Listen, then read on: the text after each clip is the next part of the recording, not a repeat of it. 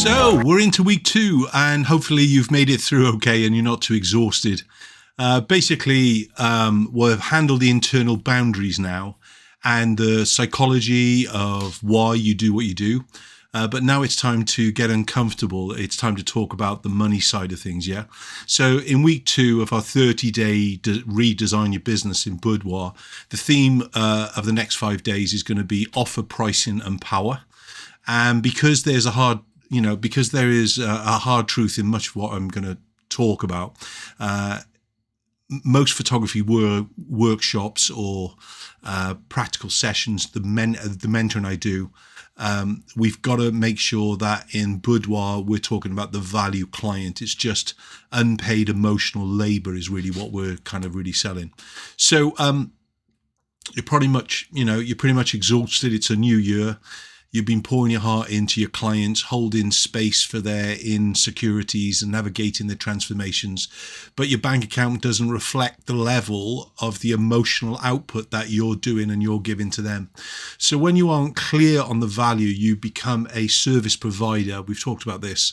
And someone who can swap to the cheaper version down the road.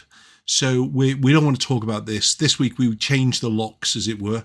We're moving away from being accessible and moving towards being more of an authoritative discussional business and things, yeah? So we're going to stop selling shoots and we're going to start selling the outcomes. We have touched on this a little bit anyway. We're going to audit your real hourly rate. That's a frightening thing in its own right. And some of you are going to be shocked by the math. We're going to set the price floors, create signature rituals, and finally we're going to try and simplify your offers so that saying yes to you is the easiest decision your client is going to make all year. I talk about this in the past with my experience group and the mentoring that I do. It's all about the experience, I promise you. So this week we're going to be looking at how to retire the word shoot forever. We're going to also look at the facing of the financial truth of an hourly rate. We're going to look at setting a price floor to filter out the bargain hunters. And we're going to learn how to add signature upgrades that cost you zero money, but add massive value. And of course, at the end of the week, we're going to kill the choice paralysis, where we're going to simplify everything that we're doing, including the likes of your collections or packages and so on with it. Okay, so basically, let's get on with it. Welcome to week 2. Yeah, last week we handled the internal psychology, as I said, and this part we want to handle the kind of the working hard, fair, fact-based truths and things, yeah? So when you sell a session, yeah, so we're looking at the core concept now and the outcome that kind of pours out over the process.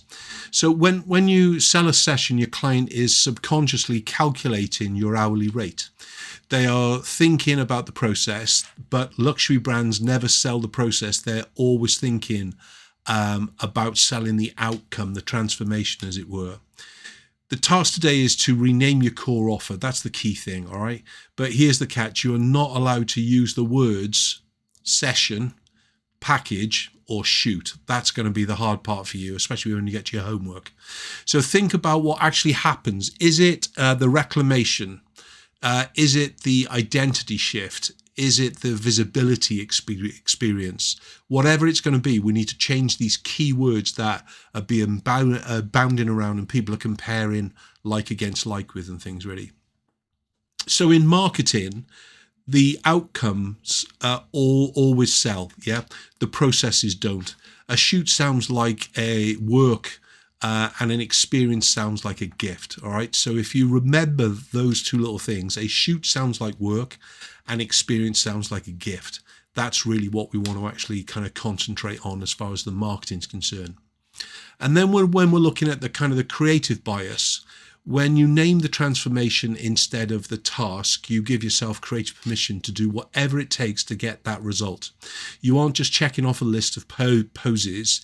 You're fulfilling a promise of change, which is the key thing, of course, you know.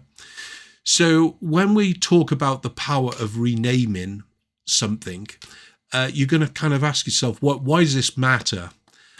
Well, it matters because selling your time devalues your transformation. I hate it when I see photographers talk about a 1 hour shoot. Yeah, that it happens all the time. It's not about the length of time. The client doesn't want to feel rushed. They want to feel that they're being pampered the whole way with it and things, really. So when we're looking to inspire the client and inspire ourselves, people buy change. They remember the feeling of walking out of the studio taller than they walked in. That's what they're going to remember. They don't remember the shutter speed or the specific light modifier that you fussed around with for 5 minutes, all right?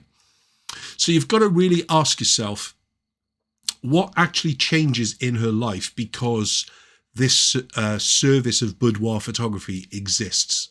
If the photos didn't exist, so in other words, if they never came out or whatever it would be, all right, and she never got to see a photograph, what would she be paying for? Is this the courage? Is it the peace? Is it the transformation?